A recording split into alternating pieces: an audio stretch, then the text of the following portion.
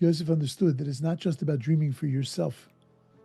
It's not just about living your own dream, but it's about living the dream of others and helping others fulfill their dreams and destinies.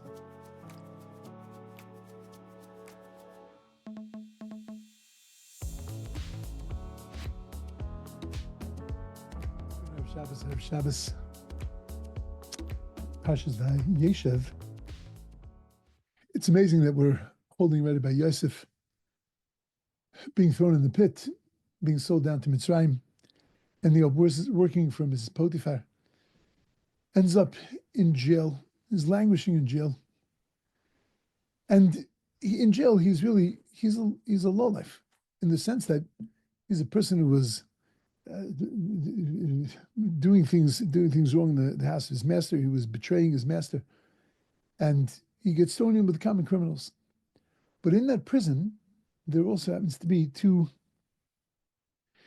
very important choshev individuals, people that worked very closely with the king, and who were considered, upper echelon people in the cabinet, so to speak, of the king. It's very difficult to understand exactly how did they come together. How was it possible that Yosef? We know that this event changed the course of Jewish history. It changed Yosef's life, changed our lives. That Yosef was taken out of prison because of these dreams, and he ended up interpreting them, then interpreting the dream of Paro, ending up as a second in command. And the rest is history, as they say. We ended up in Mitzrayim, we ended up being formed into a nation, leaving Mitzrayim, going into Eretz Yisrael, getting the Torah, all of those things. But how did that begin? Because it would seem like it was in a dead end, that Yosef was down in prison. And how could he even approach these two? How did that happen, that they came together and that Yosef was able to start interpreting their dreams, which then led on to Yosef being recognized by Paro? There's another problem, an anomaly in the Parsha, that the Parsha begins with dreams, ends with dreams. Next week's Parsha is also has dreams.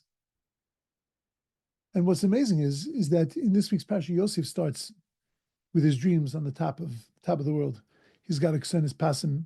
He's the apple of his father's eye.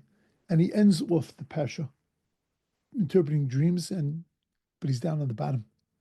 And then next week's Parsha, he starts off down on the bottom. He's ending up languishing for a long period of time, extra time in the prison.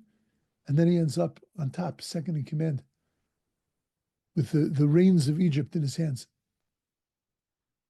So what happened that with these dreams, he started on the top and ended up on the bottom, and with those dreams, he ended up on the bottom, and then they started on the bottom and ended up on the top. So I think that there's a very subtle but beautiful message that the Torah is telling us, and it'll explain both things. The Torah is telling us that when you're focused on your own dreams and fulfilling your own dreams and living your own dreams, usually that ends in disaster.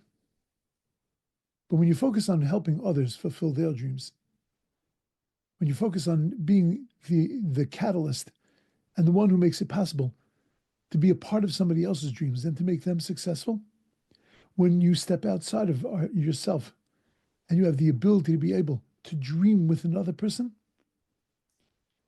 then that always ends in tremendous success. That's when you go from the bottom to the top. But when you're focusing on your own dreams, you go from the top to the bottom. Yosef had a moment, Vunar, where he was focused on himself, focused on his dreams. But that's a mum over. It's a blemish that passes. And that Yosef was able to come to his senses and recognize that it's not about him. It's about what he can do for others. It's about helping other people dream. And when Yosef turns to those two gentlemen, to the cupbearer and to the bread baker, and he says to them, "Madua pnechem roim hayom," the whole course of Jewish history was changed. Why do you look so bad today? Why do you look so down? Why do you look so depressed?